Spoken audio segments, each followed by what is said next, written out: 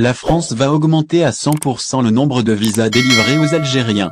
C'est ce qu'a indiqué l'ancien ambassadeur de Paris à Alger, Xavier Driencourt, qui s'est exprimé sur le sujet, lundi 19 décembre, soit 2 jours à peine après l'annonce du ministre de l'Intérieur français de la décision du gouvernement d'Emmanuel Macron relative au retour à une relation consulaire normale avec l'Algérie. Gérald Darmanin, le ministre de l'Intérieur français, a annoncé, dimanche dernier, en marge de sa visite effectuée à Alger, que son pays a décidé de lever les restrictions liées au visa envers l'Algérie.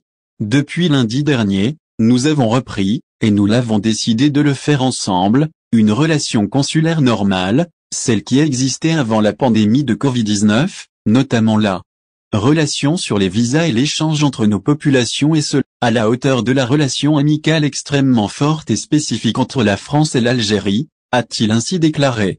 Concrètement, cela veut dire que le nombre de visas accordés pour les Algériens sera de 100% après qu'il a été réduit à 50% en septembre 2021, a expliqué l'ancien représentant diplomatique français en Algérie, Xavier Driencourt. Intervenant sur les ondes de la radio Europe 1, l'ex-ambassadeur français en Algérie a en effet indiqué que le retour à la normale dans le domaine consulaire, dans le domaine des visas notamment, veut dire qu'on va délivrer 100% des visas.